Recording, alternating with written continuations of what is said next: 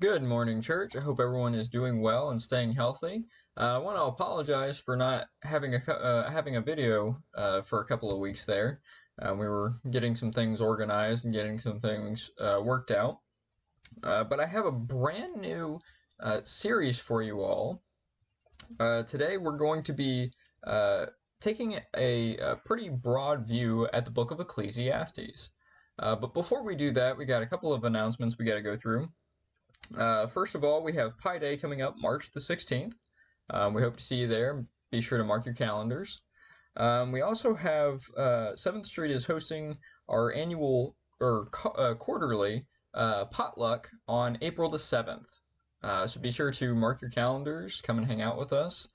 We'd love to have some fellowship with you, and it'll be a good time. We'll be having worship service after our potluck on April the 7th at 2 p.m. So we'll have morning worship service, we'll have our potluck, and then we'll come back to the building and we'll have worship service then. Now, for this morning, we're talking about the book of Ecclesiastes. And if you don't know much about the book of Ecclesiastes, it's found in the Old Testament part of the Bible. And the author is actually unknown. We have really no idea. Well, we have some idea, but we don't know who actually wrote it. Some attribute it to Solomon, as there's a lot of references to the son of David, the wisest of them all, and a few smaller things like that. However, most folks believe that it is somebody who holds the title of preacher. Likely, the way the book is structured and the way the book talks, the person speaking or the person that is writing the book of Ecclesiastes is somebody who addresses the assembly. What's interesting is Ecclesiastes actually comes from the Greek and Hebrew word for assembly. If you don't know, the Greek word for assembly or church is ecclesia. And you can kind of see where Ecclesiastes can be derived from the word ecclesia. And pretty much what we're doing here is we're looking at what this person is saying to the assembly. So the theme of the book is actually the necessity of God in a fallen world.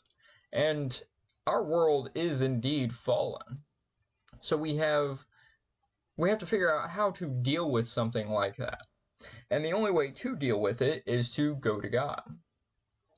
Our world is oftentimes confusing and frustrating because of that fallen nature of this world. And so we need Jesus, we need God to be our guiding light to lead us through these things and lead us through life so we can better serve Him as His followers.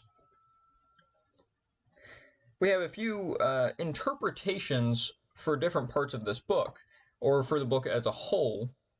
And it's pretty interesting because it can be quite varied.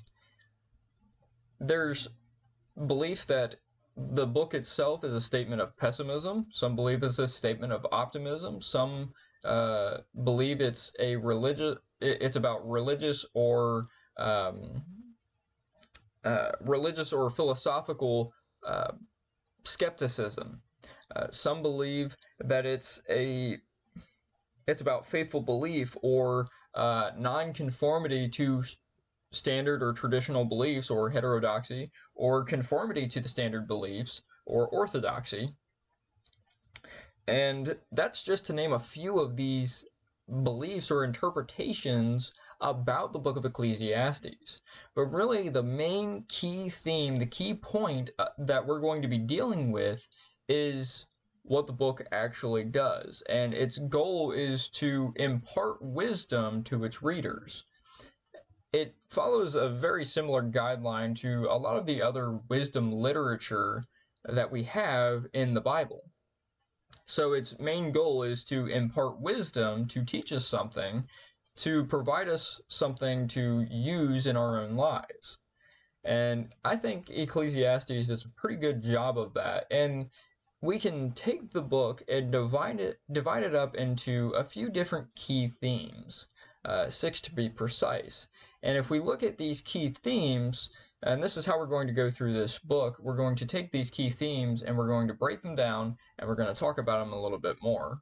But our themes are going to be the tragic reality of the fall, the vanity of life, sin and death, the joy and frustration of the work, the grateful enjoyment of God's gifts, and finally, the fear of God. So we have a few different things that we're going to be talking about throughout the coming weeks.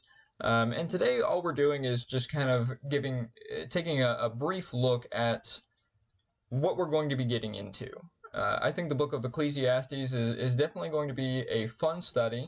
It's one that I have been looking forward to studying. And I hope that you all enjoy our study as well. I hope that you all will join us throughout the coming weeks. I hope you all have a wonderful day, and God bless.